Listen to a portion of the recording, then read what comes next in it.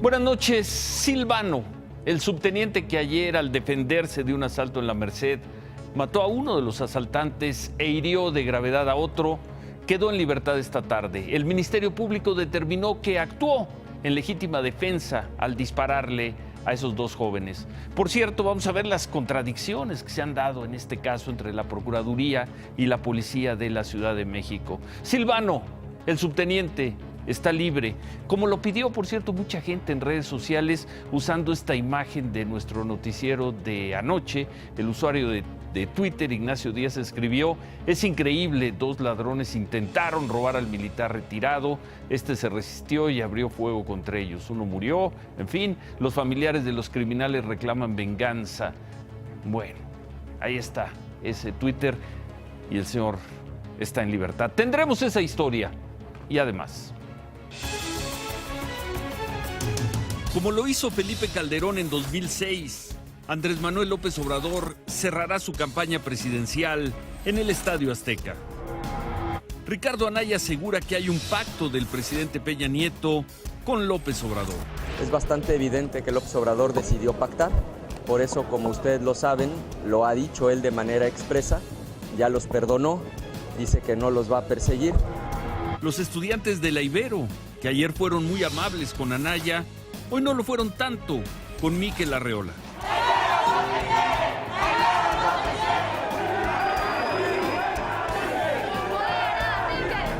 Una imagen más de agresión contra las fuerzas de seguridad. La de hoy, en la Ciudad de México, cuando los maestros de la CENTE trataron de llegar a la Embajada de Estados Unidos. ¡Que sube, que baja! ¡Aquí nadie se raja! ¡No nos provoquen, gobierno!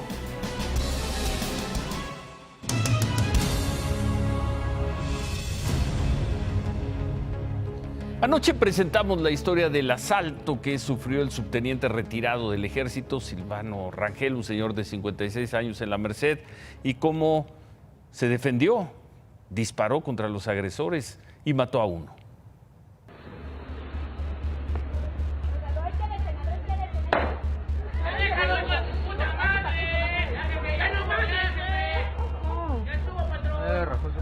Ya lo mató. Ya lo mató, pero Le agarró el cohete el hijo de su perra puta madre.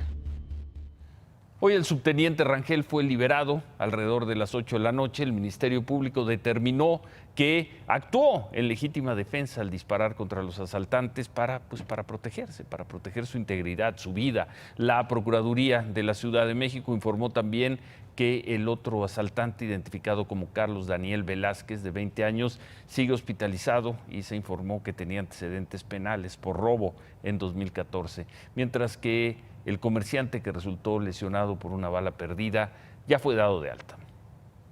Él repelió una agresión real, directa e inminente. Por tal motivo, el agente del Ministerio Público contó con aquellos elementos necesarios para determinar una legítima defensa.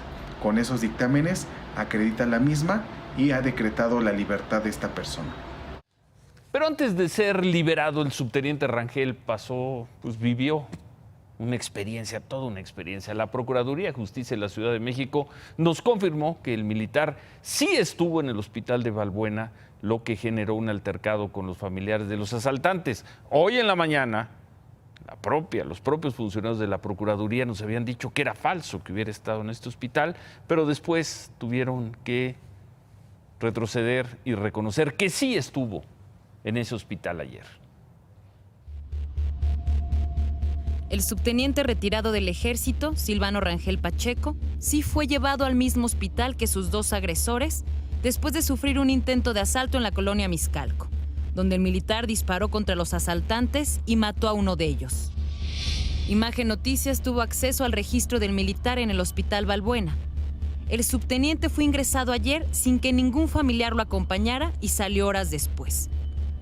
La Procuraduría de Justicia de la Ciudad de México nos confirmó también que sí fue llevado a este hospital. Antes de generar la puesta a disposición, los elementos de la Secretaría de Seguridad Pública acuden al Hospital Balbuena en Venustiano Carranza para que le dieran una atención preliminar y de ahí ya lo presentan a la gente del Ministerio Público. El militar había recibido un cachazo en la cabeza por parte de uno de los asaltantes y fue por eso que decidió disparar contra ellos. Se trataba de 2 agresores.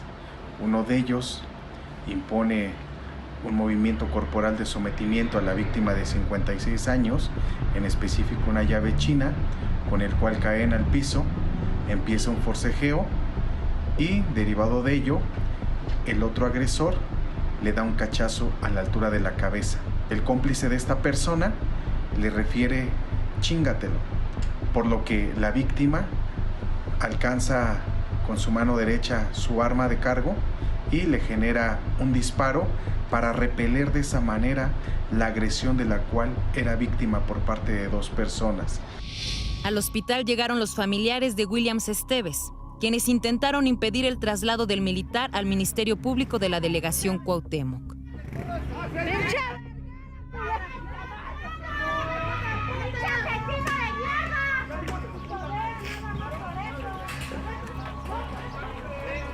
¿A quién?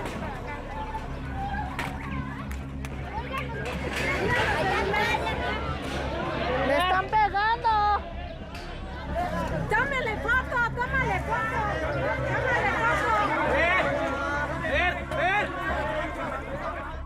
Ya en el Ministerio Público, el subteniente seguía con malestares por el cachazo, por lo que fue llevado nuevamente a otro hospital. Fue ingresado al Hospital Rubén Leñero, donde fue dado de alta por la tarde-noche. ¡De su puta madre! ¡No! ¡Le están pegando! ¡No! ¡Tómale foto! ¡Tómale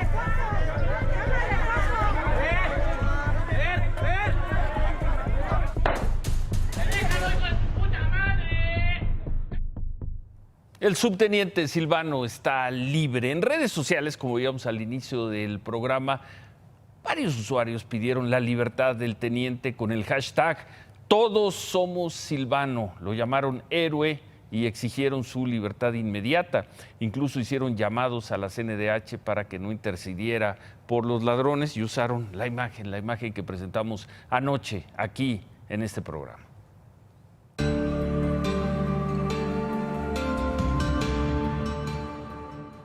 Por la mañana hablamos con el segundo visitador de la Comisión Nacional de los Derechos Humanos, con Enrique Guadarrama, por las agresiones ocurridas el lunes en Ciudad Guzmán, Jalisco, contra elementos de la Marina. Enrique Guadarrama nos dijo que la CNDH condena esos actos violentos y que, como lo mostraron las imágenes, los marinos no respondieron a esas agresiones de supuestos manifestantes y que la actuación de la Marina se dio en apego al manual del uso de fuerza. Y hablando de agresiones contra autoridades, los maestros de la CENTE trataron así esta mañana a los policías que estaban resguardando la Embajada de Estados Unidos.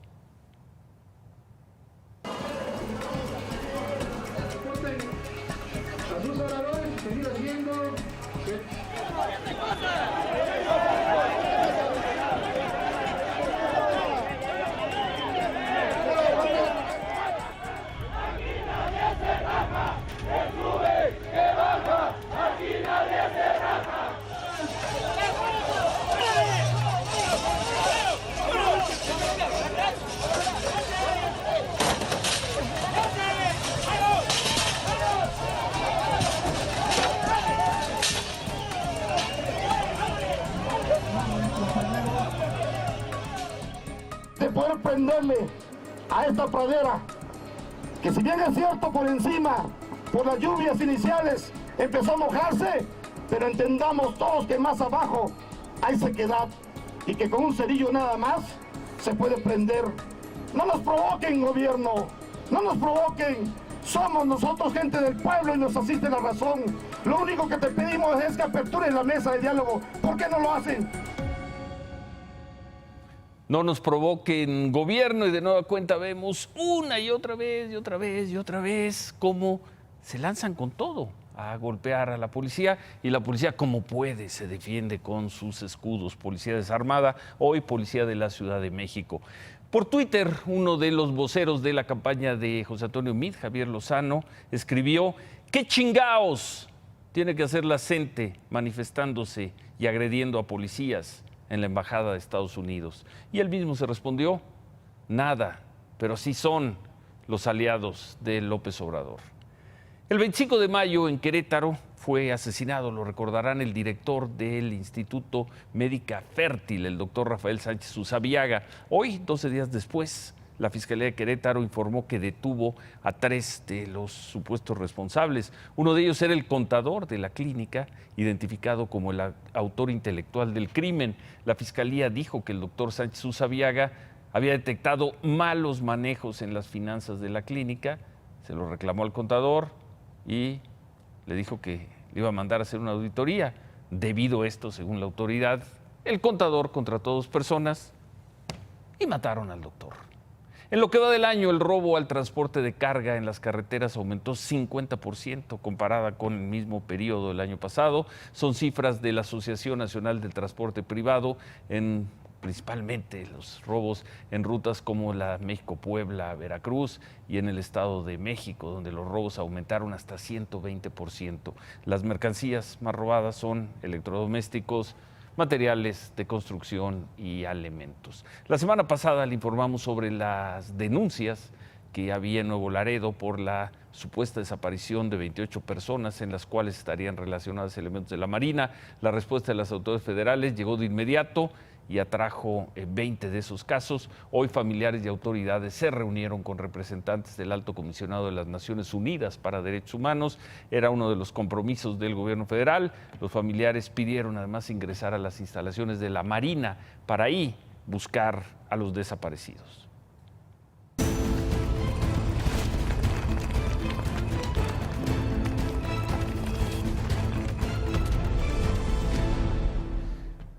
De gira por Veracruz, en el municipio de Martínez de la Torre, Andrés Manuel López Obrador dijo que no le gusta hablar de carro completo, pero que, viendo cómo van las encuestas, Morena va a ganar las gubernaturas, la Cámara de Diputados, los congresos locales, los gobiernos municipales, y además anunció que va a tener una gran fiesta el último día de las campañas, el miércoles 27, dentro de 3 miércoles. Ahí va a cerrar su campaña y va a tener lugar en el Estadio Azteca. Va a ser una fiesta, ya van a comenzar los festejos porque le va a ir bien a la selección mexicana de fútbol, le va a ir bien a la selección mexicana de fútbol, eso deseamos, y también le va a ir bien al país porque vamos a ganar la presidencia. Se va a pagar algo, no sé cuánto, eso lo están viendo en Morena, los encargados del manejo de la administración. Lo que me dijeron es que ya se aceptó que nos van a alquilar, a rentar el Estadio Azteca. Todavía esta mañana el equipo de López Obrador hablaba de pelear para que el cierre de la campaña fuera en el Zócalo, pero luego salió López Obrador en Veracruz y dijo que no, que mejor en el Estadio Azteca. ¿Cuánto cuesta alquilar el Estadio Azteca para un evento así? La referencia que se tiene, en 2012, el entonces candidato del PRI a la presidencia, Enrique Peña Nieto, hizo uno de sus mítines en el Estadio Azteca, gastó 345,500 pesos en renta, de acuerdo con lo que se le reportó al Instituto Federal Electoral. Aparte Peña Nieto y ahora López Obrador, Felipe Calderón también había cerrado su campaña, la del 2006, en el Estadio Azteca. Entonces, pues si se le pone la inflación, rentar el Estadio Azteca, ahora lo sabemos, para un evento de estas características, pues estará costando alrededor del $500,000 de pesos. Según lo reportado en 2006 al INE, si aplicamos la inflación, suponemos que no va a cobrar mucho más la gente del Estadio Azteca, López Obrador, entonces podemos hacer un cálculo preliminar de $500,000 de pesos. En Sinaloa, Ricardo Anaya, el candidato del Frente, habló de lo bien que le fue ayer en la Ibero y retó a sus adversarios a que no le tengan miedo a los estudiantes de la Ibero. Pues fue un evento muy interesante. Ustedes saben que es una comunidad estudiantil muy crítica, muy valiente, muy echada para adelante. Y a mí me dio mucho gusto participar en este encuentro, responder de frente a los cuestionamientos. Y yo invito a los demás candidatos, específicamente a López Obrador y a Mid, pues a que no le saquen, a que se presenten en la Ibero, a que respondan preguntas de frente, que demuestren que tienen con qué responderle a los estudiantes de la Ibero.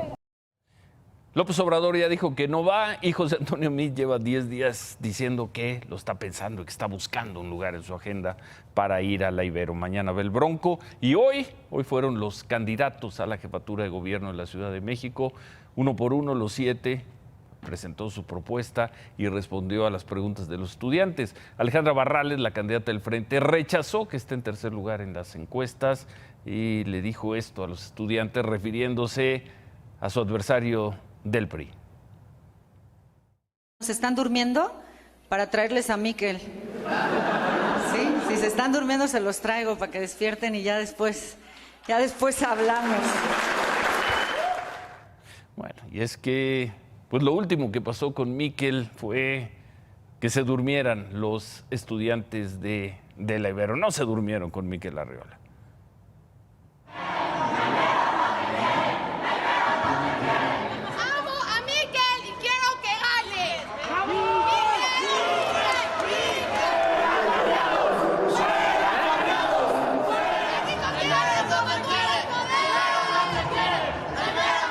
Entre empujones, estudiantes a favor y en contra del priista Miquel Arriola completaron el segundo día consecutivo de candidatos en la Universidad Iberoamericana. Esta vez, el llamado a escena fue para quienes aspiran a convertirse en jefe de gobierno de la Ciudad de México. Miquel Arriola, postulado por el PRI, fue cuestionado por estudiantes sobre su postura ante la diversidad sexual, el aborto y el uso recreativo de la marihuana. La Ciudad de México se distingue por ser una ciudad libre, plural y diversa. ¿De verdad usted cree que con este voto conservador va a ganar la elección?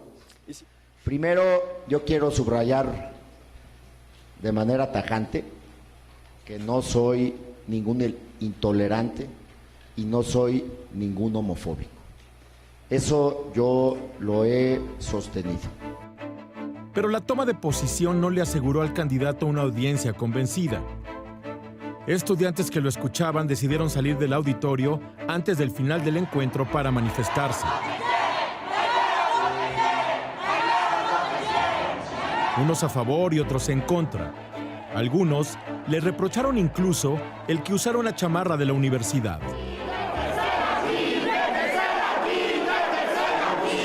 El candidato evitó salir por una puerta trasera.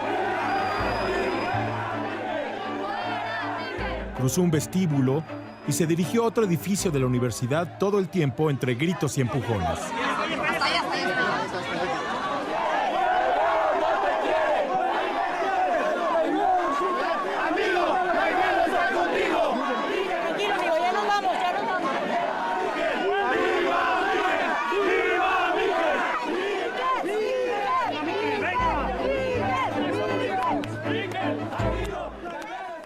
Bueno, no pasó a mayores la cosa, no se fue a meter al baño, no se escondió, salió por donde había entrado, se subió a su coche. En fin, Miquel Arriola en la Ibero. Claudia Sheinbaum, la candidata de Morena, también se enfrentó a un auditorio dividido que le hizo preguntas sobre seguridad, sobre las víctimas del colegio Repsamen por el sismo del 19 de septiembre y también le cuestionaron sobre la incorporación de Marcelo Ebrard, el ex jefe del gobierno de la ciudad, a su campaña y a su proyecto. ¿Cómo le fue a López Obrador en la reunión de ayer con el Consejo Mexicano de Negocios? Hoy hubo distintas reconstrucciones. Nosotros conversamos con Alfonso Romo, el enlace de López Obrador con los empresarios, y nos habló de un clima de conciliación, de compromisos de fondo, y dijo que a López Obrador le fue muy bien. Hay que sentarse a la mesa y se quitan muchos mitos, se quitan muchas ideas preconcebidas. Se habló claro, se habló respetuoso, se habló de altura, se apuntalaron en donde coincidíamos, en donde no. Honestamente, en cuanto a modelo económico, no hay una preocupación porque estamos hablando de lo mismo y ayer se aclaró. Estamos hablando de matices. Muy bien, dice Alfonso Romo, nos dijo Alfonso Romo que le fue ayer a López Obrador. También el presidente del Consejo Coordinador Empresarial, Juan Pablo Castañón, colaboró en la reconstrucción de los hechos de ayer. Tocó un punto de lo que vio, de lo que escuchó en esta reunión con los empresarios relativo al aeropuerto. El día de ayer ya desde hace semanas encontramos una postura de Andrés Manuel López Obrador de que es viable y es conveniente el aeropuerto de la Ciudad de México, que veamos cómo lo podemos financiar. Y eso me parece que enriquece la visión de un México moderno, de un México con futuro y un México que genere opciones. En Chihuahua, José Antonio Meade tuvo un mitin en la Unión Regional de Ganaderos, estuvo con jóvenes de Nueva Alianza, ahí se puso la máscara de un luchador llamado Turquesa. Pues ahí está, José Antonio Meade. Dijo también que en la boleta hay alternativas que representan un riesgo para el país y llamó a decirle que no a quien amenaza con cancelar inversiones. Y hoy vemos un candidato que en vez de ofrecerle certidumbre a los trabajadores, les ofrece la amenaza de cancelar inversiones y de sacar a los trabajadores a las calles en vez de darles empleo. Y a ese candidato le decimos que no. Bueno, ya veíamos lo que dijo Ricardo Anaya sobre su encuentro ayer en La Ibero. Hoy también en Los Mochis, en Sinaloa, agradeció el respaldo de panistas, como fueron presentados hoy panistas de viejo cuño, entre ellos varios exgobernadores. Anaya habló de un supuesto pacto de Morena con el PRI que estaría favoreciendo a López Obrador, de quien dijo se rindió en la lucha como opositor. Y cuando faltan 24 días para las elecciones, el Tribunal Electoral Federal finalmente dio por buenas las candidaturas al Senado de Miguel Ángel Mancera, quien va en la lista plurinominal del PAN, y del ex líder minero del líder minero Napoleón Gómez Urrutia, postulado por Morena también por la vía plurinominal. 5-2 fueron las votaciones en ambos casos. Por segunda vez en menos de una semana, el ex gobernador de Quintana Roo, Mario Villanueva, fue trasladado de cárcel. Lo habían llevado el fin de semana del reclusorio norte a una clínica donde él no quería estar, una clínica psiquiatra en Morelos. Hoy lo trasladaron al penal de Chetumal. Ahora el cambio se hizo por un amparo promovido por Villanueva, basado en su estado de salud.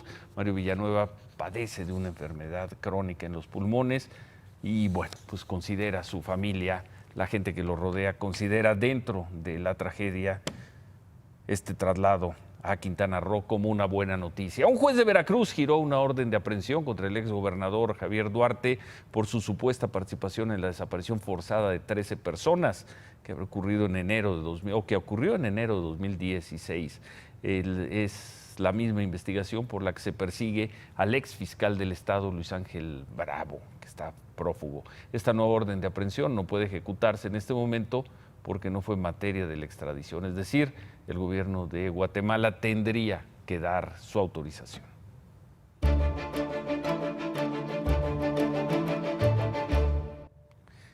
Y hablando de Guatemala, las autoridades de ese país elevaron a 99 el número de personas que murieron por la erupción del volcán del Fuego, la erupción del domingo. Tú estás allá, Nacho Lozano, buenas noches. Efectivamente, Ciro, el día de hoy, desde muy temprano, a las 6 de la mañana, en la zona cero, en Escuintla, se reanudaron las labores de recuperación de cuerpos. Esto es parte de lo que vimos el día de hoy, Ciro.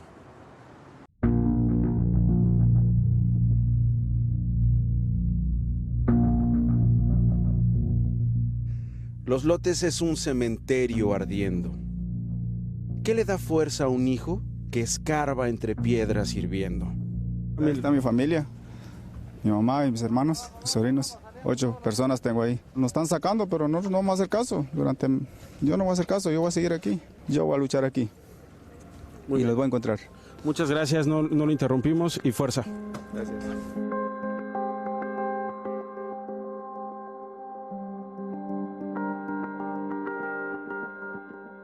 A 1 kilómetro de ahí, los familiares que han recorrido morgues, hospitales, vuelven a Escuintla para preguntar si alguien ya encontró a los suyos. Teníamos una amiga ahí ¿verdad? Pero está totalmente, solo su ropa está ahí, ¿verdad? Y las casas enterradas están ahí, todo enterrado, solamente está un humito ahí que sale. Ayer por la noche, 7 niños con quemaduras en todo su cuerpo esperaban que la visa humanitaria les permitiera volar a Galveston, en Texas, en la Unión Americana, para recibir tratamiento especializado. Pero uno de ellos falleció esperando. Los 6 serán trasladados en breve, dicen las autoridades. Pero la palabra breve, en estas circunstancias, implica incluso una vida. Ahorita pues se han localizado 6 cuerpos, entre ellos 2 menores de edad. 2 niños. Aproximadamente de 5 y 2 meses de nacidos. Estos 6 cuerpos se localizaron en una misma vivienda.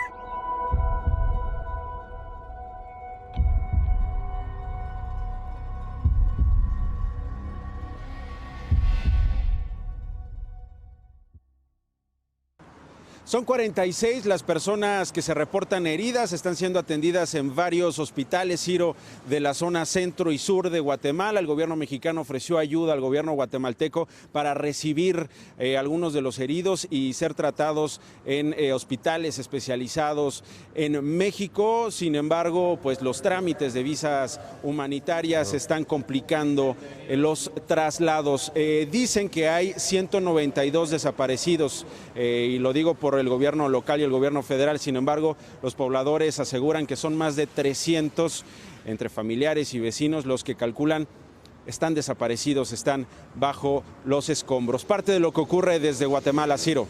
Gracias, Nacho. Buenas noches. Gracias a Nacho Lozano. ¿Qué más tenemos, Paola?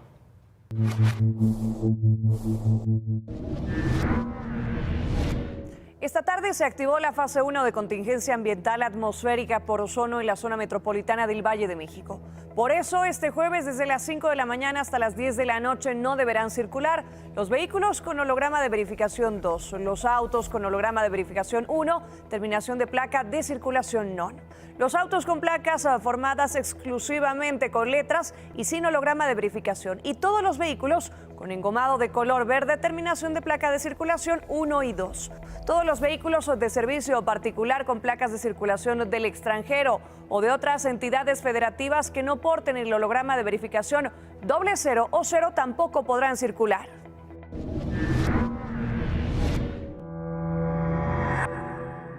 En Reynosa, Tamaulipas, la Procuraduría General de Justicia llevó a cabo la destrucción de 25 vehículos con blindaje artesanal. Estos autos son considerados objetos de delito, pues se les realizó una modificación al instalarles blindaje de fabricación artesanal sin la autorización correspondiente. Estos autos fueron utilizados en actividades delictivas y en ninguno de los casos se ha presentado alguna persona a solicitar su devolución.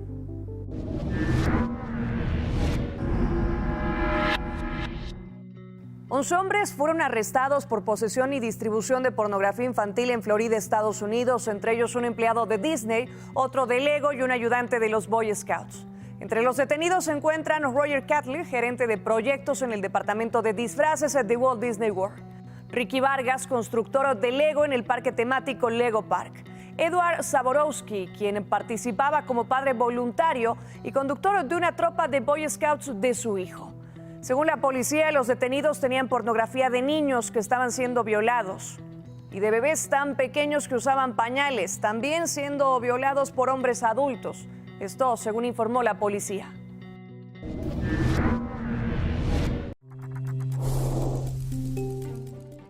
El presidente Peña Nieto entregó hoy el Premio Nacional de Calidad. En el acto aseguró que la aplicación de las reformas estructurales ayudó al crecimiento de las empresas. Gracias a las reformas estructurales, hoy es más fácil abrir un negocio, contratar al personal que mejor se adapte a las necesidades de la empresa y obtener un crédito accesible para crecer y competir.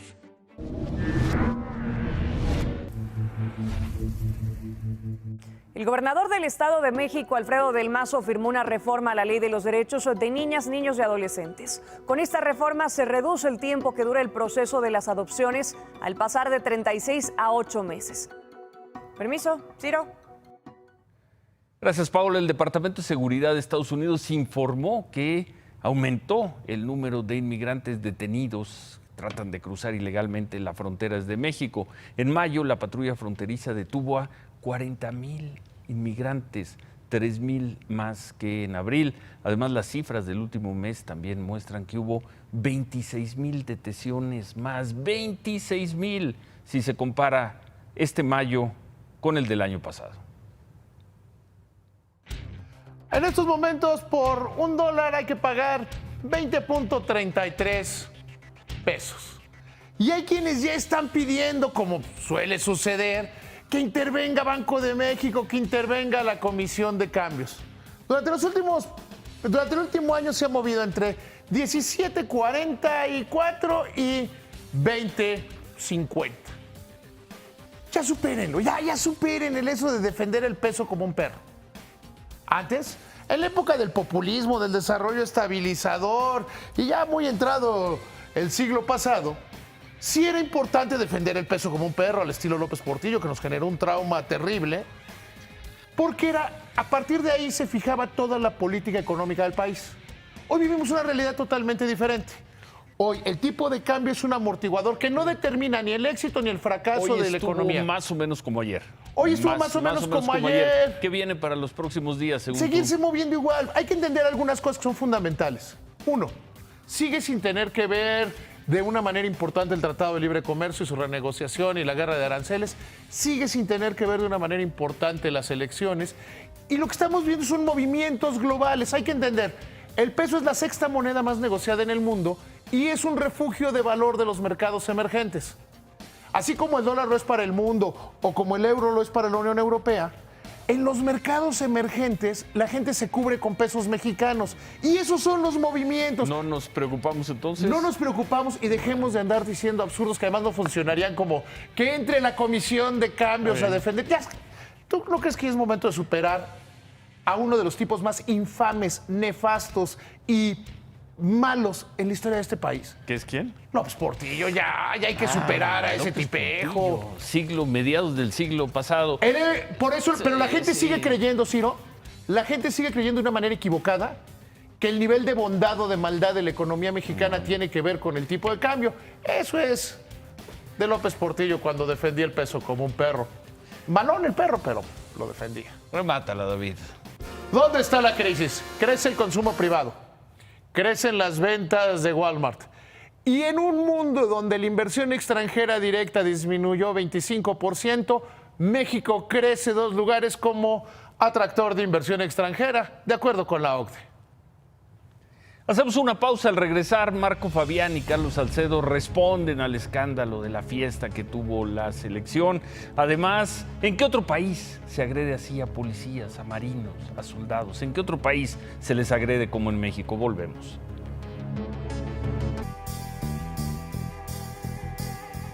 Ciro, amigos, ¿cómo están? Llegó la resaca o la cruda. Héctor Herrera no estuvo hoy en el entrenamiento de la selección en Dinamarca. En un comunicado, la Dirección de Selecciones Nacionales informó que tuvo un permiso especial del cuerpo técnico y directivo para ausentarse, seguramente para arreglar asuntos personales que, según se supo, tienen que ver con 2 vertientes: o arreglar el problema con su familia después de lo que ocurrió, o estar interesado en ver una posible transferencia del Porto a la Liga Premier. Mañana se reintegra al resto de sus compañeros en la práctica.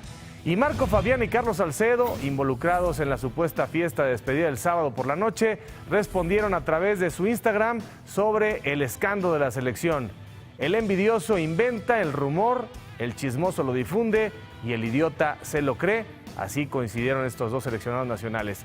México llega a la final del Torneo Esperanzas de Toulon este día, venciendo 3-1 a Turquía. Gran actuación de Diego Lainez, el americanista. Un partido contra viento y marea y las patadas de los turcos. Aquí está Eduardo Aguirre, que juega en el Tampico Madero. Es parte de las fuerzas básicas de Santos, haciendo el primer gol. Después, él mismo consigue estar justo a la cita para el segundo gol. Minutos 26 y 57. Luego un penal al 75. Aquí se escribió la historia. No hay nada que discutir. Y el propio Aguirre dice, con permiso, qué manera de definir, con clase, con categoría, con técnica. Y ya cuando el partido terminaba, 12 del final, este penal iba a cobrar Canastukis. Así engañando a nuestro portero, a José Hernández. Van contra la selección de Inglaterra este sábado por el título de un torneo que tiene muchísimo para pretender exportar jugadores. Hay muchísimos embajadores, muchísimos visores. El embajador de Rusia en México, Eduardo Malayán, comentó el domingo en Adrenalina, en este canal, que no es necesario vacunarse para el sarampión, hablando de los mexicanos que van a Rusia. Aquí en México, Pablo Curi, subsecretario de Salud, dice que sí. Esta es la versión del embajador de Rusia en México. Es mejor tener garantía, como decimos en Rusia, Dios te protege si te has protegido a ti mismo. Desde el punto de vista sanitario, Rusia es un país muy seguro. Sí, amigos, y lo más conveniente es pues tomarse un tiempo para vacunarse. Las autoridades mexicanas recomiendan eso. Gracias, buenas noches. Gracias Javier. Hacemos una pausa. Al regresar, ¿en qué otro país se agrede así, como se agrede en México a policías, a soldados, a marinos? Volvemos.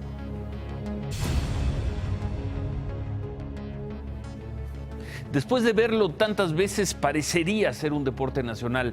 Péguele, agreda, humille, linche a un soldado, a un marino, a un policía. Total, no tiene ningún costo. ¿Qué demonios es esto? ¿En qué otro país se agrede y lastima así a las fuerzas del orden? Se les agrede y lastima con la complacencia de los grupos que supuestamente defienden los valores y los derechos humanos y con la pasividad de los poderes ejecutivo, legislativo y judicial. El ataque de lunes a los marinos al menos ha tenido la virtud de hacer reaccionar al presidente de la República y tímidamente a la CNDH y a algunos funcionarios. Hay que condenar, no podemos acostumbrarnos a que los ataques contra las autoridades que estamos encargadas de proteger y servir se vuelvan también parte de la normalidad. Hay que reprobar estos hechos, hay que darles el lugar que les corresponde en los medios de comunicación. No podemos no consternarnos ante escenas como las que hemos visto estos días. No podemos no consternarnos. Bueno, ¿en qué otro país se agrede y lastima a las fuerzas del orden como se les agrede y lastima y humilla en México? En ninguno. En eso somos número 1 mundial.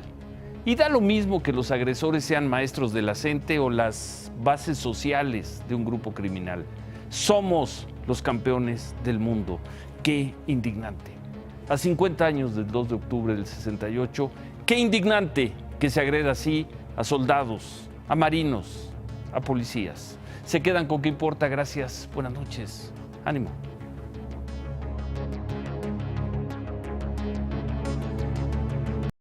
Imagen Noticias con Ciro Gómez Leiva, lunes a viernes 10:30 p.m. Participa en Imagen Televisión.